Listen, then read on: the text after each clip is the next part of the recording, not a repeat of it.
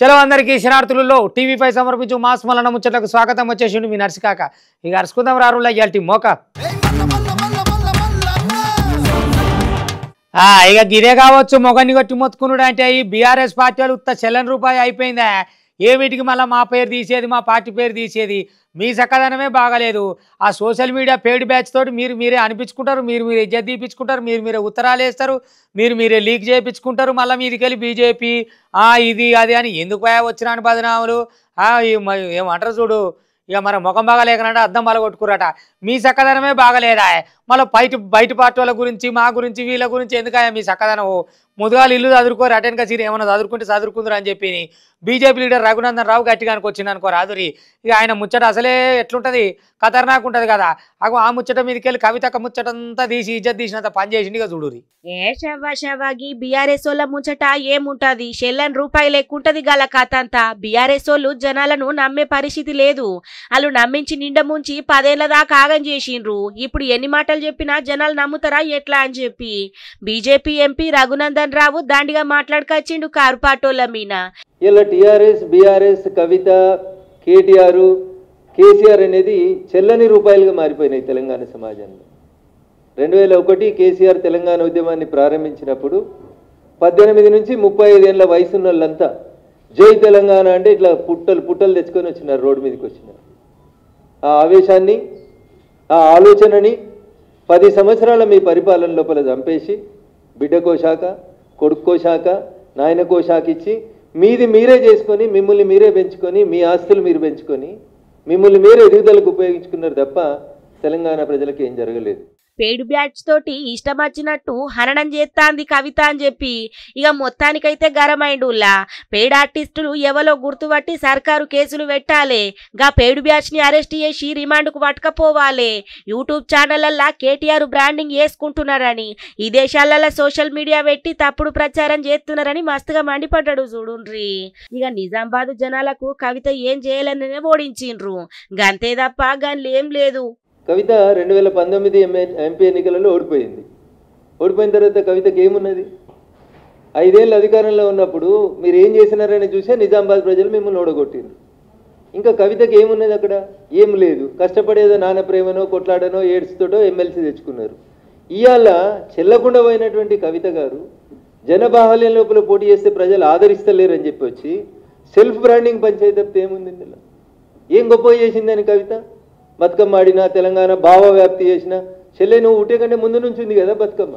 తెలంగాణ సమాజము బీఆర్ఎస్ ఇచ్చిందని ఘాటు మాటలు గరం మాట్లాడుకొచ్చిండు పోండ్రి. మొత్తానికైతే ఈ రాష్ట్రంలో 10 సంవత్సరాలు పరిపాలన కొనసాగించిన తర్వాత, అసెంబ్లీ ఎన్నికల్లో ఓడిపోయిన తర్వాత గొప్ప ఫలితాలు తెచ్చుకుంటాం, పార్లమెంట్లో ఏదో గొప్పలు చేస్తామని చెప్పి అనేక మంది గొప్పలు చెప్తే పార్లమెంట్లో భారత రాష్ట్ర సమితి అనే పార్టీకి 0 స్థానాలను ఇచ్చిండ్రు తెలంగాణ ప్రజలు. అప్పుడే జనం అర్థం చేసుకున్నారు టీఆర్ఎస్ పార్టీ అనేది చెల్లని రూపాయిగా మారింది. టీఆర్ఎస్ని బీఆర్ఎస్గా మార్చిన రోజే ప్రజలు టీఆర్ఎస్కి, బీఆర్ఎస్కి రెండింటికి కలిపి వీఆర్ఎస్ ఇచ్చినారు. మీరు ఫామ్ హౌస్కు పరిమితం అయితే బాగుంటుందని చెప్పినారని చెప్పేసి వాళ్ళని పంపించినారు. ఇక ఏదేమైనా సుత బీఆర్ఎస్ చుట్టూరుగా ముండ్ల కంచెలు ఉన్నట్టే ఉందే పోండ్రి. ఇక ఎక్కడ చూసుకున్నా గాని ముట్టుకుంటే ముడుచుకున్నట్టు ఎక్కడికక్కడ మాటల వాతలు పెడతాను అందరు కలిసి. వానలు పాడైపోని, ఎండాకాలం ఎండిపోక ముందే, వానకాలం సురుగాక ముందే వచ్చి కూసునే అనుకో రాదురి. ఇక ఇటు ఉమ్మడి మహబూబ్ నగర్ జిల్లాలో అయితే ఈరాము లేకుండా 10 రోజుల నుంచి సరిసి సపరించి ఇచ్చిపెడతాలకు ఒట్లు ఏడబోసుకున్నా మొలికెళ్ళి ఆడైనాయి. ఇక ఏ కవర్లను పోస్తారు, ఎన్ని కళ్ళాలను తిప్పుతారు. దప్పుడు వాళ్ళకేమో సర్కారు కొనదా ఏది కేంద్రంలో పోసుకుంటే. ఇక ఇప్పుడేమో ఈ కాగితంలోకి తిప్ప, ఆ కాగితంలోకి తిప్ప, ఆరబెట్ట, మళ్ళీ పొద్దుగంగా వానగొట్ట, ఇల్లు ఆరబెట్ట, పొద్దుగంగా ఆనగొట్ట, మళ్ళీ అవి తడిసి మొలకెత్తాయి. దాన్ని ఎవడు కొనాలి? ఏం కావాలి? 6 కాలం కష్టం చేసి అప్పులు చేసి తిప్పలు పడి వ్యవసాయం వేసుకుంటే సర్కారేమో వాళ్ళకు కొనదాయే, వానలేమో అడిగి రావాయే. ఆగమాగం చేసి పంటను ఆడ కూర్చుంటే ఆ మొలకెత్తిన మొలకలను చూసుకుంటా రైతన్న ఏం చేయాలో తెలియక నెత్తంతా వీక్కుంటుండే అనుకో రాదిరి. అగో గట్లున్నది ఈ 10 రోజులు వర్షాలు ఎంపటి మహబూబ్నగర్ జిల్లా రైతుల పరిస్థితి ఓ పారు చూసేద్దాం రారయ్య మనకు జర మనసాన్ని ఉంది కదా చూస్తానుకో. ఉమ్మడి పాలమూరు జిల్లా కాడ కుండపోత ఆనలు ముంచెత్తుడుతోటి మొత్తం రైతన్న లాగమాగమైనరులా 10 దినాల కాంచెల్లి ఇరాం లేకుండా పడుతున్న ఆనకు రైతులు బగ్గ అవస్థలు పడతాన్రు. ఇక పెద్ద పంట నష్టం అచ్చుడుతోటి అప్పుల పాలైనరు రైతన్నలు. చేతికొచ్చిన వరి పంట ఆరబెట్టుకునేందుకు రోడ్ల మీద వర్తాన్రు పాపము. అయితే ఎడతెరిపి లేని ఆనలకు ధాన్యం తడిసి మొలకలు కూడా వచ్చినాయి. గదినికి తోడు చక్కగా కొనుగోలు కేంద్రాలు లేకపోవడంతోటి ఇక దూరమైన జాగలకు పోయి ధాన్యాన్ని పట్టుకపోతాన్రు. ఎప్పుడు కొనుగోలు కేంద్రం పెడుతుండ్రి, ఈసారి పోయిన సంవత్సరం నుంచి కొనుగోలు కేంద్రం మొత్తం కంప్లీట్గా బంద్ చేసింది. ఏఈఓ గారిని నేను అడిగాను, ఏమిటండి ఇది కొనుగోలు కేంద్రం పెడుతుండ్రి ఈసారి ఎందుకు పెట్టలేరు అని అంటే ఏఈఓ గారు శారదా గారు అన్నారు, మాకు మ్యాన్ పవర్ లేదండి, మాకు పెట్టడానికి కొనుగోలు కేంద్రం పెట్టడానికి మాకు మ్యాన్ పవర్ లేదు కాబట్టి మేము పెట్టడం లేదు అని అన్నారు. గంగాపురం కాడ పెట్టాము, నజర్లాబాద్ కాడ పెట్టాము, మీరు అక్కడికి తీసుకెళ్ళండి అని అంటే అక్కడికి తీసుకెళ్దామని పోయి చూస్తే అక్కడ కూడా జాగా కూడా లేదు. అంటే ప్లేస్ ఒడ్లు పోయటానికి కూడా ప్లేస్ లేదు అక్కడ. పెద్దలు, ప్రభుత్వ పెద్దలు, మంత్రివర్యులు వారు ఏమంటారంటే ప్రతి తడిచిన గింజ తీసుకుంటాము, ప్రతి చివరి గింజ తీసుకుంటామని వారు ప్రతిరోజు వాళ్ళు వాగ్దానాలు చేస్తుంటారు, వాళ్ళు మాట్లాడుతున్నారు. టీవీలలో కానీ పత్రికలు కానీ పేపర్లో కానీ మాట్లాడుతున్నారు. కానీ ఇక్కడ వస్తే యథార్థంగా చూస్తే సార్ ఇదిగో చూడండి సార్ 15 రోజులు అయిందండి నా ఒడ్లు రోడ్డు మీద వేసి. అగ్గో చూసిన రానుల్లా ఎక్కడికక్కడ ఒక్కో కిత్తు చూసుకున్నా కూడా మొత్తం మొలకలు వచ్చినాయి. ఇంకో రోజు తడిసిన ధాన్యాన్ని చివరి గింజ దాకా కొంటమని ప్రజాప్రతినిధులు చెప్పుకొస్తున్నా ఎక్కడ కూడా గది కనబడతలేదని రైతులు ఆవేదన వ్యక్తం చేస్తారు. ఉమ్మడి పాలమూరు జిల్లాల తడిసిన ధాన్యంతో రైతులు పడుతున్న కష్టాలు ఇక అంతా ఇంత కాదు, మామూలుగా లేవు పాపం. అవునా, ఎట చేస్తుండొచ్చు కేసీఆర్ సారుగా. ఇదివరకే సొంత పార్టీలో కూడా తిక్క కింద మీద చేసిన అంటే చర్యలు గట్టిగా తీసుకునేదా. ఇప్పుడు ఆమె సొంతం ఆయన బిడ్డనే అడ్డగోలిగా మాట్లాడుతుండే. పార్టీలో పెద్ద లేదు, చిన్న లేదు, అన్న లేదు, నాయన లేడు, బావ లేదు, అమర్ది లేరు, ఎవ్వరు లేరు, ఎవ్వరు మారితే అలానే అంటుంది. కోవట్టులు అంటుంది, దయ్యాలు అంటుంది, ఆ పార్టీ బీజేపీకి అమ్ముడు పోతుందో అంటుంది, అట్లా కలిపేస్తారు అంటుంది, నన్ను ఎవరు ఏం చేయలేరు అంటుంది, నన్ను పార్టీలోకి వెళ్ళి తీయలేదు అంటుంది. మరి గింతలావు మాట్లాడుతున్నది. కవిత మీద ఏమన్నా తీసుకుంటారా చర్యలు, మరి ఏమన్నా సస్పెండ్ చేస్తారా, మరి ఆమెను ఏం చేస్తారు అనేదేమో సర్వత్రా మొత్తం ఇక చాలా కుతూహలం మీద ఉన్నారు అనుకో. రాదు అటు పార్టీ వాళ్ళు కానీ ఇటు బయట వాళ్ళు కానీ అందరూ ఏం చేస్తుండొచ్చు కవిత గింతలావు మాట్లాడే. మరి కేసీఆర్ బయట దేశాలకు పోయి నువ్వు వచ్చినాక చర్యలు తీసుకుంటాడా, తీసుకోడా, క్రమశిక్షణ చర్యలు తీసుకుంటాడా, లేకపోతే మందలి తీసి పెడతాడా, ఏమవుతుంది అనేది అంటారు. మొత్తం మీద ఇవో మాట్లాడేది మటుకు 2 తెలుగు రాష్ట్రాలకు గందరగోళం గాయిది మేళం అన్నట్టు ఏర్పడ్డది. మరి ఎందుకు తిడుతుంది సొంత పార్టీ వాళ్ళని అనేది ఎవరికి ఏర్పడతలేదు. ఇక తెలంగాణ రాజకీయాలల్లా కవిత ముచ్చటైతే మస్తు హాట్ టాపిక్ లెక్కనే మారింది. పోండ్రి ఎప్పుడు ఏ ముచ్చట ఎట్లిన పడుతుందో అని చూస్తాండ్రు. పార్టీల అసలైన పెద్ద ముత్తైదలు డైరెక్ట్ ఏటాకి చేసిన కవిత మీద బీఆర్ఎస్ చర్యలు తీసుకుంటాదా, లేకుంటే భుజగింపులతోటి సరిపెట్టుకుంటదా అనే ముచ్చట మీద రాజకీయ వర్గాలల్లా మస్తుగా కోడై కూతాంది. మరి ఏం చేస్తారు? ఇక గతంలో పార్టీని ధిక్కరించిన వాళ్ళ మీద కఠినంగా వ్యవహరించిన కేసీఆర్ మరి ఇప్పుడు బిడ్డే ముచ్చట్ని ఎట్లా పరిష్కరిస్తారనేది చూడాలి. ఇక కేటీఆర్ విదేశాల నుంచి తిరిగి వచ్చినాకనే నిర్ణయాలుంటాయని బీఆర్ఎస్ వర్గాలల్లా ప్రచారం అయితే మస్తుగా అవుతాంది. ఇక ఇప్పటికే హరీష్ రావు పార్టీ మారుతారనే ప్రచారం ఉన్న సమయంలో కేటీఆర్ స్వయంగా పోయి ఆయన ఇంటికాడ చర్చలు జరిపిండు. మరి కేటీఆర్ ఇప్పుడు కవిత ఇంటికి పోయి చర్చించే అవకాశం ఏమైనా కనబడుతున్నదా ఏంది అనే ముచ్చట మీద అయితే ఓ కథనే ఉన్నది. పోన్రి గీ ముచ్చట్ల కేటీఆర్ కు కేసీఆర్ ఎసొంటి డైరెక్షన్ చేయబోతాండు. ఇక బీఆర్ఎస్ లా అటెనక షిక్కి పరిణామాలు ఎట్లుంటాయి ఏంది అనే ముచ్చట మీద రాజకీయ వర్గాలల్లా మస్తుగా ఆసక్తి రేపుతా అన్నాయి. ఇక చూడాలి మరి ఎట్లయితుందో ముచ్చట. అగో పొన్నమన్న పొట్టు ప్రజాసేవలనే ఉంటున్నాడు కదా. ఇక ఇవాళ ఇంద్రమ్మ ఇండ్లు కూడా వంచిండు లబ్ధిదారులకు. అటెనక చీర నన్ను కలవాలంటే ఓ పెద్ద ఈడికి వచ్చి నిలబడాలి, ఆడికొచ్చి నిలబడాలి, మా సెక్రటరీలు చెప్పాలి, నెంబర్ కలవాలి, గిట్ల ఏం లేదు, మీరు సీదొచ్చి కలవచ్చు, మీకేం తక్లీఫ్ ఉన్నా నాకు చెప్పొచ్చు. ఇక ఇవే కాదు ఇంకా లబ్ధిదారులు ఎంతమంది ఉన్నారో అందరికి ఇందిరమ్మ ఇల్లు ఇస్తాం. ఎవ్వరు ఒక్క రూపాయి కూడా ఏడ ఇవ్వాల్సిన పని లేదు కూడా అడిగితే నాకు చెప్పురి. ఏదేమున్నా మిమ్మల్ని మంచిగా చూసుకునే పని నాది. ఇక కాంగ్రెస్ పార్టీ చరిత్ర ఏందో నా పరిపాలన ఏందో మీకు తెలుసు కదా. అగో అదే తారీఖున నడుస్తుందని లబ్ధిదారులందరికీ ఇక ఇందిరమ్మ ఇల్లు ఇచ్చి వాళ్ళని మంచిగా మురిపించి ముచ్చట్లని చెప్పి బయటకు వచ్చిండు అన్నట్టు. ఏదున్నా ఏదైనా చేస్తే పొన్నమన్న ముద్ర అలాగే ఉంటుందిలా. పొన్నం ప్రభాకర మజాకా అన్నట్టు చేసిండు చూడుది. ఇక హుస్నాబాద్ మున్సిపల్ కార్యాలయంలో ఇవాళ 144 మంది లబ్ధిదారులకు ఇందిరమ్మ ఇళ్ల పట్టాలను పంపిణీ చేసిండు మంత్రి పొన్నం ప్రభాకర్. ఇక ఆయన మాట్లాడుకుంటా ఇందిరమ్మ ఇండ్ల కోసం ఎవ్వరికి ఒక పైసా ఇయ్యాల్సిన అవసరం లేదు, అర్హతను బట్టే ప్రాధాన్యత ఉంటుంది, పక్కగా రావాల్సిన వాళ్ళకి అత్తయ్య నిక్కసిగిత్తాం నీ ఎతికిత్తాం అని చెప్పి మొత్తానికైతే మాట్లాడుకొచ్చిండు. మీరు ఎవరికి ఒక రూపాయి నయా పైసా ఇవ్వడానికి వీలేదు. ఎవరైనా మధ్యలో నేనే పిచ్చినా నేను ఇస్తా అనే అధికారైనా మా వాళ్ళైనా మీ వాళ్ళైనా చుట్టాలైనా బంధువులైనా ఎవరైనా దీనికి సంబంధించినటువంటి ఎక్కడ కూడా అవినీతికి అవకాశం లేదు. పారదర్శకంగా మీ అర్హత బట్టి మాత్రమే వస్తుందనేటువంటి మాట మనం చెప్తాం. ఎవరికైనా అర్హత లేకుండా ఉంటే ఎవరైనా ప్రైవేట్ చేసిన లిస్టులో ఎక్కి ఉంటే కూడా అది క్యాన్సల్ అవుతుంది. ఇక నియోజకవర్గంలో తొలుత ఇడత లెక్కల 300-500 ఇండ్లు మంజూరు చేసిండ్రు కదా.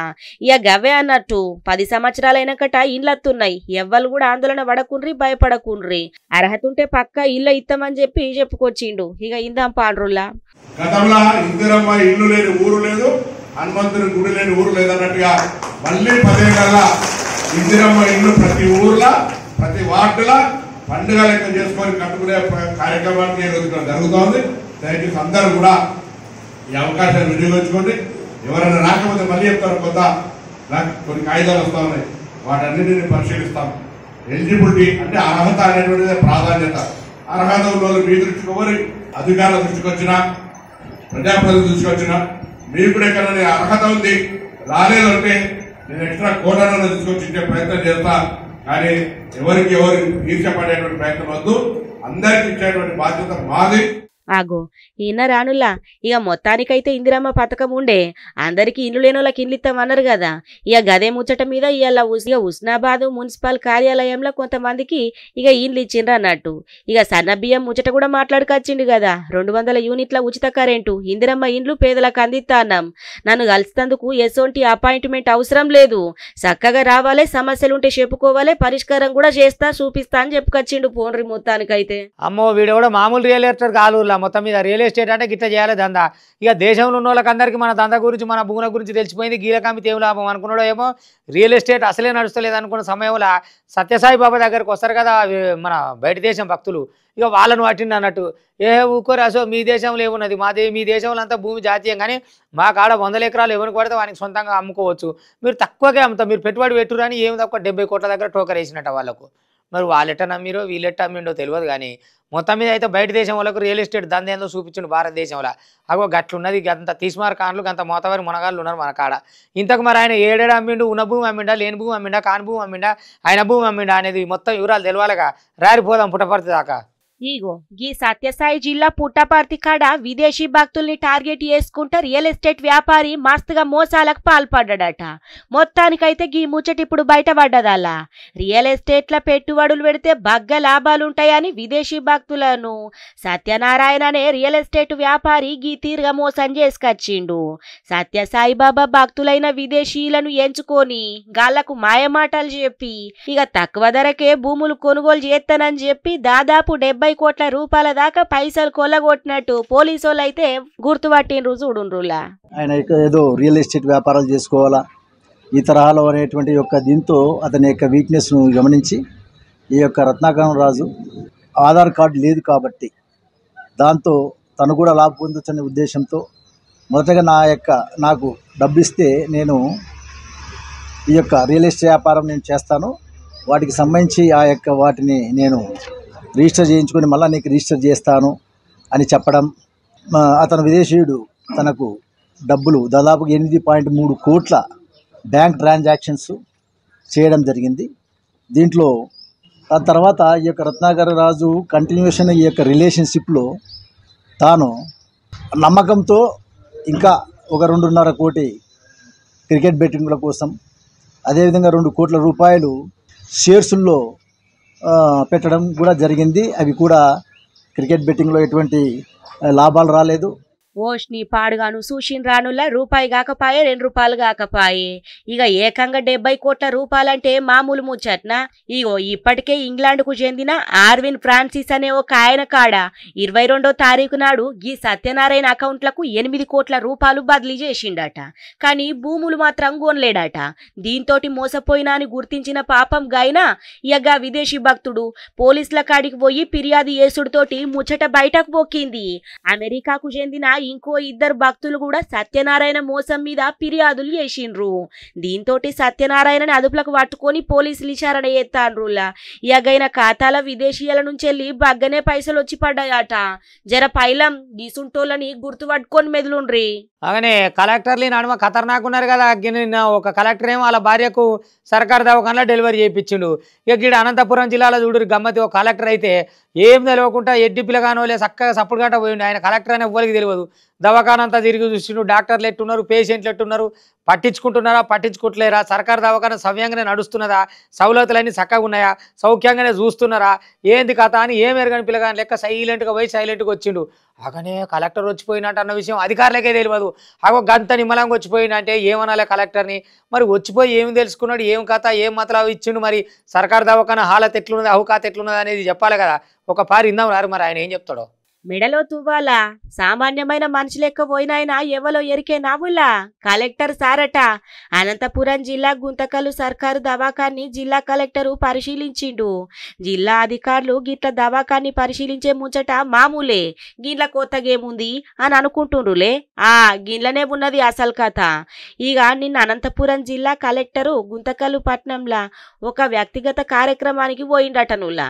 ఇక పోయేది పోంగా నడుమిట్లా అగ్మజాము రాత్రి 11 గంటలకు గైన బండిని దూరంగా ఆపి అక్కడ ఉన్నోళ్ళని దూరంగా ఉంచి ముఖంకు మాస్క్ పెట్టుకొని మెడలో ఎర్రతువాలు వేసుకొని సామాన్యుని లెక్క గుంతకల్లు సర్కారు దవాఖాన్లకు పోయిండు. ఇక అనంతపురం జిల్లా కలెక్టరు ఇక సామాన్యుని లెక్కనే దవాఖాన్ మొత్తం కలదిరిగిండు పోన్రి. ఇక అక్కడ ఉన్నోళ్ళందరితోటి కలిసి కూడా మాట్లాడిండు. సెక్యూరిటీ గార్డ్ తోటి కూడా జరంతసేపు ముచ్చట పెట్టిండు. ఇక కావాలంటే చూడుండ్రులా.